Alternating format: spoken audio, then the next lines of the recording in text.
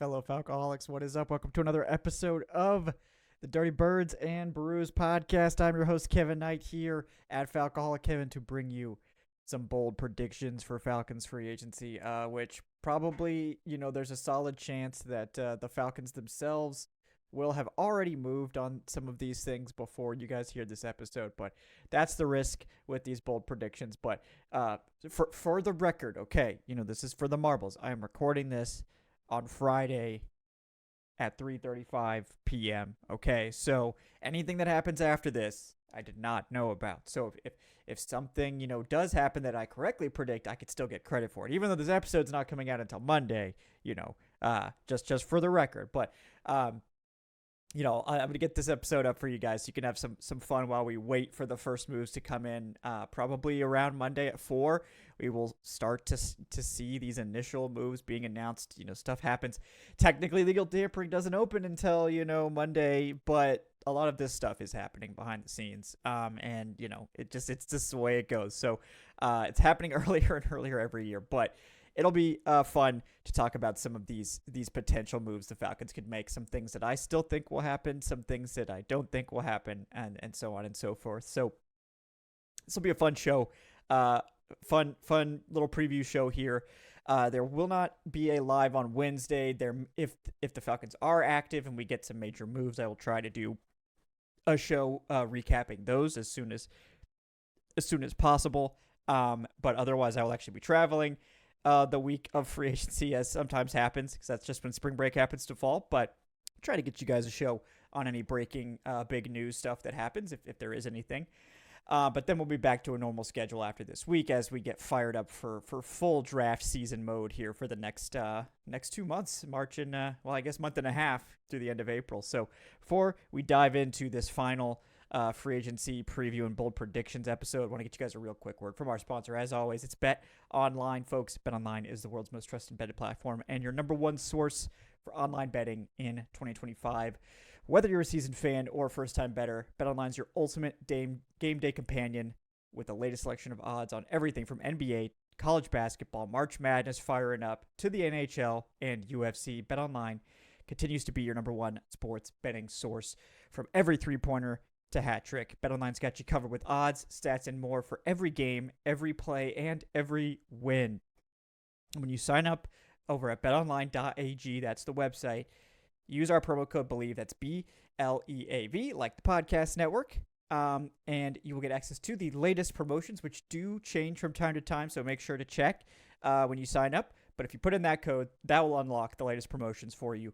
So make sure to help us out there if you do sign up. Check it out, guys. Bet Online. The game starts here. All right. So bold predictions for Falcons free agency. All right. So we're going to start with in-house free agents here. And I'm going to stick with my guns this year. We always hear buzz heading into this week. There's always rumors floating around. Most of the stuff I hear, as you guys know, I don't report because I can't vet it.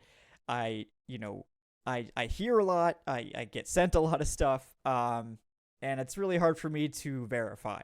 It's always interesting to hear, and I sort of bake it into some of the things that are my opinions, but I can't, unless I know for sure it's legit, I'm not going to tell you guys it because I'm not going to waste your time on rumors.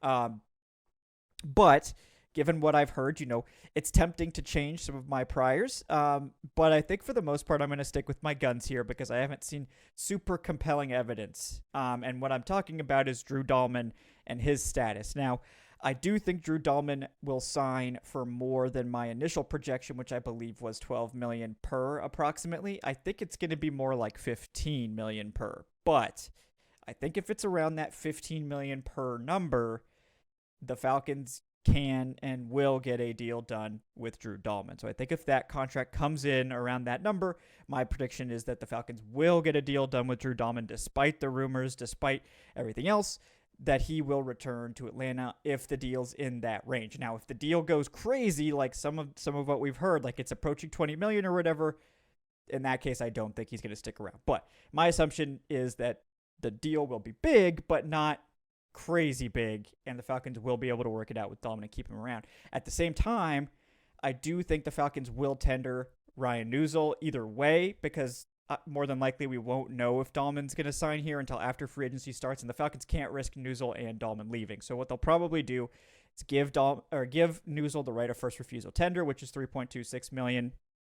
If he doesn't sign another deal, I think they'll bring back Neusel, I guess is the short answer. But if they can't get Neusel to agree to a contract before free agency starts, they will give him the right of first refusal tender, and have him as the starter if Dalman walks away in free agency. But either way, I think Neusel will be back for sure, and we will see if they can get a deal done with Dalman. But if the money is right, I think we can accomplish that, and I think that the Falcons will do their best to get that deal done.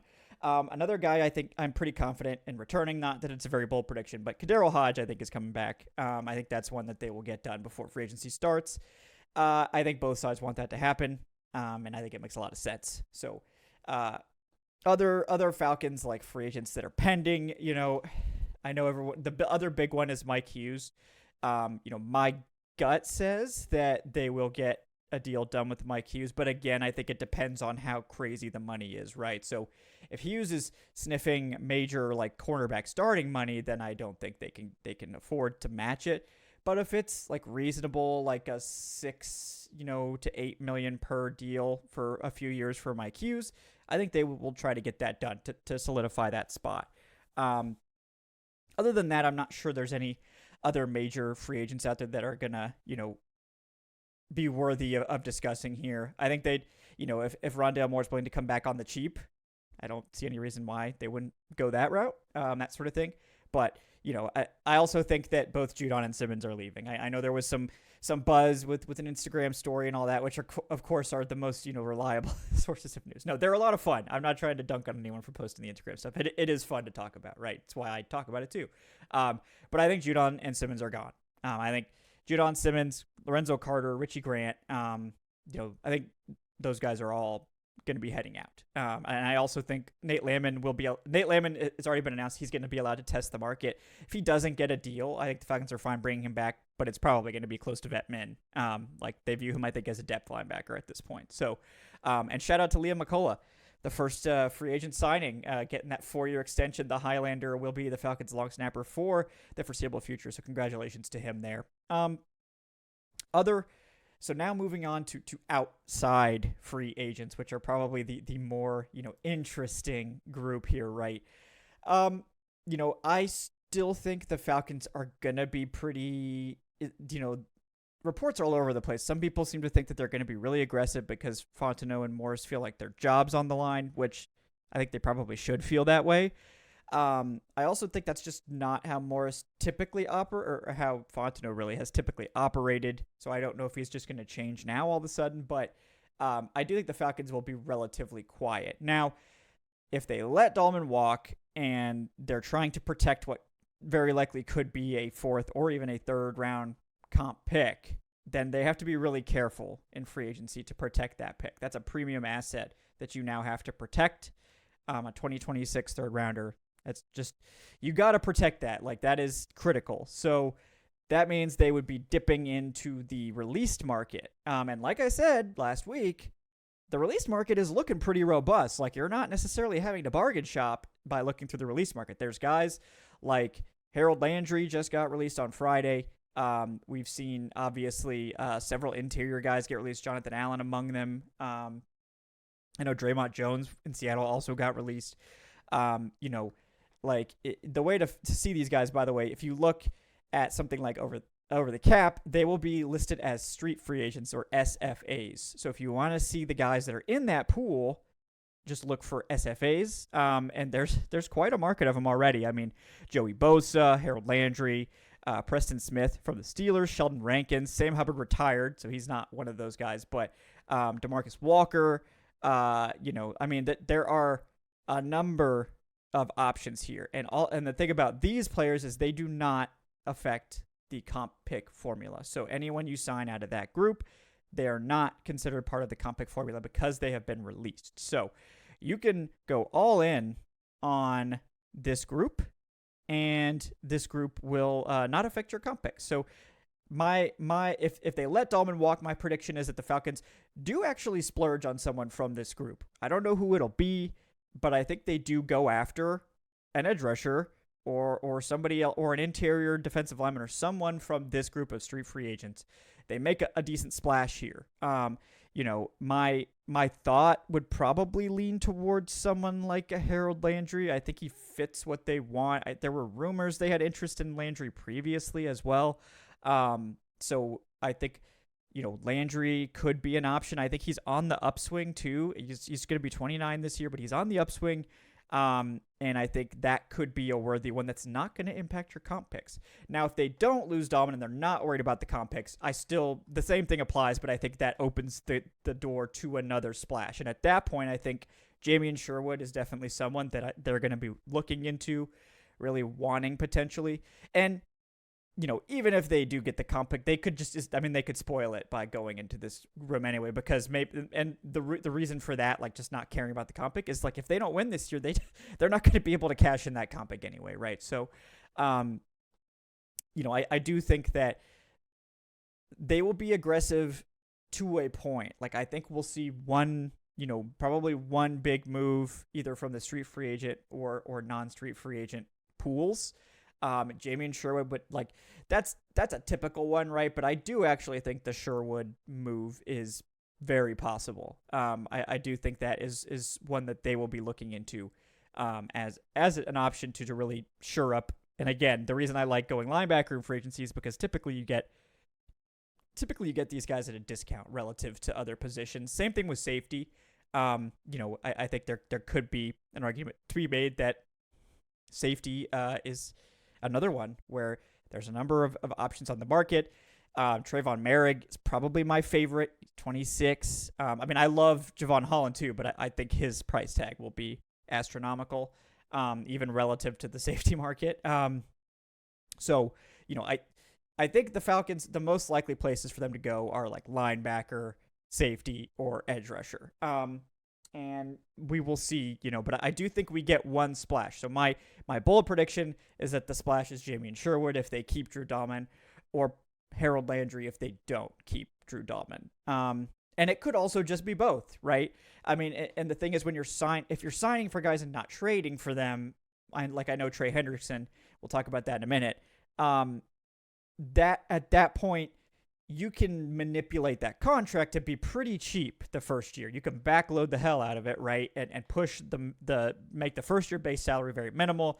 Then you give them a big signing bonus. Players are fine with that because that big signing bonus gives them a lot of money up front, and it gives them security later in the deal because that has to now be prorated out over the length of the contract. So players are typically absolutely fine with having a low base salary in year one because they're getting a huge signing bonus. So the Falcons can squeeze multiple big free agents in if they're signing them and not trading for them, because they have a lot more opportunity to manipulate the deal to make it easier to work. Now, someone like Drew Dalman, again, an extension can theoretically be relatively affordable the first year and so on and so forth. But,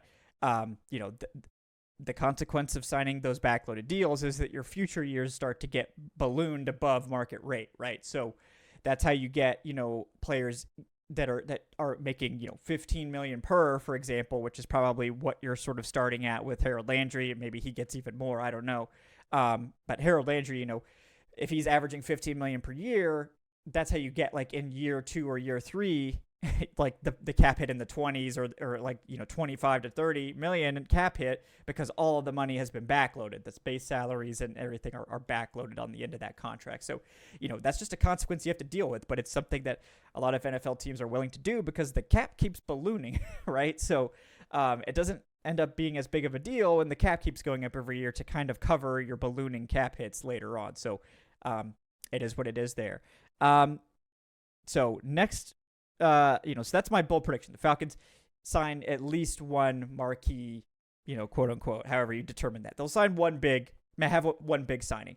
I think other than that, it's going to be pretty quiet. I think we could get some like small names. I think we could get some depth signings, a lot of re-signings or like, shore up the depth type things. But for the most part, I think that's going to be the one big signing. If Dalman walks again, I think it'll be someone who's not going to mess up the comp pick. If Dalman stays, then I think it's free for all, whoever they want. And we'll go from there. Moving on to other stuff, I do think Grady Jarrett sticks around. I don't know if that's considered bold or not. I think Grady Jarrett is on the roster. I think David Onyemata is released, and he's probably. I mean, my guess would be he's released before you guys hear this episode. The cap space is one thing. Also, the fact that he didn't play well last year, and the Falcons drafted 3 defensive linemen last year. Only 2 of them remain on the roster, but they drafted a bunch of guys. And they need those guys to play now. And they can't afford Onyemata. Even if you're hoping for a bounce back year, they can't afford it. So I think Onyemata will be released and Grady Jarrett will stick around. My thought would be that they figure out some way to reduce his cap hit drastically this year in exchange for extending it out maybe 2 to 3 more years. But the overall contract will be pretty small, I think, like relative to what he's been making since his, mid to late 20s. So, my guess would be they're trying to bring Grady back like at around $8 million per year for the next 2 to 3 years as he kind of, ages out. But because they're taking, I think the new money will not be that big, but they'll probably take this year's salary and like kind of spread it over those years. So really he's probably going to end up making like, $12 million per year roughly, like with this year's salary spread, but the new money won't be that significant. Like we're maybe talking about, like less than that. So they'll find a way to reduce this year down to help them and sort of keep him around for a few more years while getting that contract kind of let it kind of run out gracefully. Hopefully keep Grady here until he retires. I think both sides want that to happen. Maybe if Grady can agree to a pay cut straight up, that's probably what they would like. But, I think given everything he's done for this team, it's kind of hard to expect him to do that.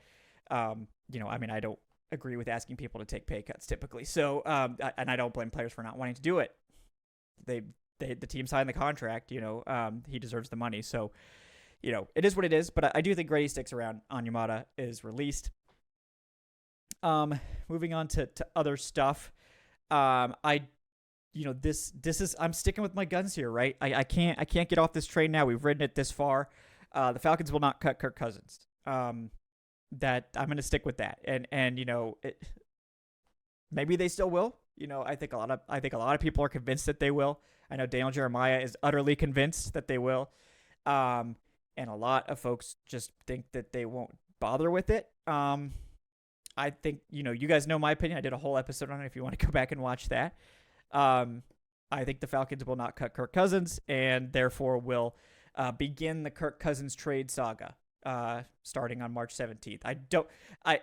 It's possible a trade could come in before then.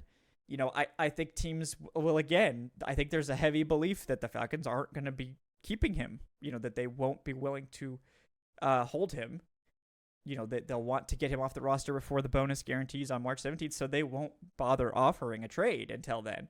Now, that being said, if he does have a more robust market than some people think, teams might try to sneak in an offer now, knowing that if he is held, then all of a sudden multiple teams could be trying to get in, and that might actually make it a little bit more difficult to acquire him, whereas if a team were to offer something now, they might be the only one at the table, and the Falcons would be really happy to move on before that bonus guarantees, so that way they just don't have to worry about it at all. But I don't know exactly what's going to happen with the trade, when the timing of that would be, but my prediction is that Kirk Cousins will be on the roster, and he will not be cut.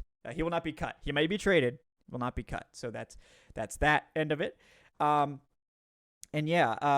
This is more of, I guess, an overall offseason prediction. Everyone's going to want a bold prediction on Kyle Pitts, so I guess I have to say something here.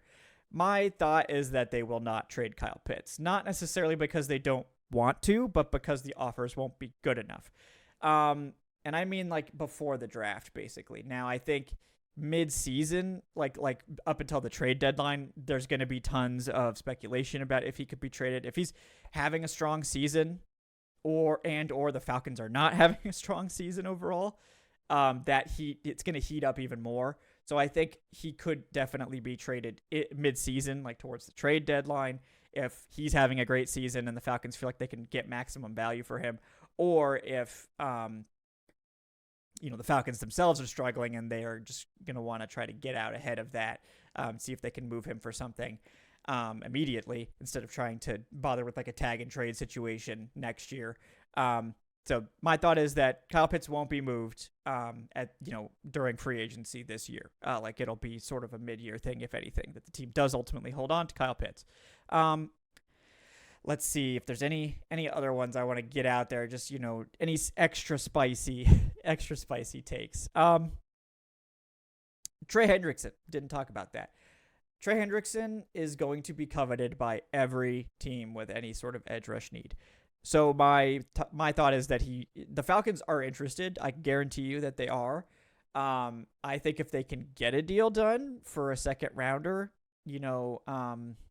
that's compelling. I don't think you're getting his production in the second round this year. Certainly, I don't have a problem with that at all. He is going to be turning 30, I believe, or he's 29 right now, or something like that. So you're looking at the edge rush decline happening relatively soon. It's usually 32-ish. So, you're probably going to be signing him to like a 3-year extension when you trade for him. That'll take him through 33, but you're going to get like 1 or 2 more like peak years, and then it's going to start the decline. So I think a second rounder for that, and it's going to be a massive contract. But again, if you're taking him on and signing him to a new deal, you can reduce that first year cap hit pretty low. I think that the Falcons will be interested. I don't think the Falcons will land Trey Hendrickson. That would be really nice though. And look, I think I'm not trying to throw water at anyone that really wants this to happen, because I think there is a sense of urgency after the Falcons have missed out on adding a pass rusher like Trey Hendrickson over and over and over again, and they whiffed on Matt Judon, which I think was a good idea to try. It just didn't work out, so fair enough. But I think, and anyone that compares Hendrickson to Judon also, like, guys, it's not similar at all. Like in any way. I mean, they're both pass rushers. But Hendrickson's 3 years younger, is not coming off a season-ending injury. In fact, he's coming off an all-pro appearance, arguably the best year of his career. So there's not really a lot of similarities there, so don't throw that comparison up. But the Falcons have missed on a lot of guys. I think they have to not miss again. So I think they will try hard to get this done, but I think everyone in the NFL is going to be in on it. And again, you're picking in the middle of the round. So if somebody with a higher second comes in, it's going to be hard to match that, right? And you don't have any other picks to throw in, right? You have no other picks to help sweeten the pot. So, don't think that one's going to happen, even though it would be fun. I think that's most of my main predictions. I touched on, I think, the Falcons free agents and the main free agents. I do think it'll be relatively quiet, although the spiciness of this sort of street free agent market could help them maybe add some more stuff there. I wouldn't rule that out. But I do think if Dalman walks, especially, it'll be a quiet free agency. And because I think if they have any sense, they'll try to protect that big comp pick. That's a major asset to have, both for the draft and for potential trades, right?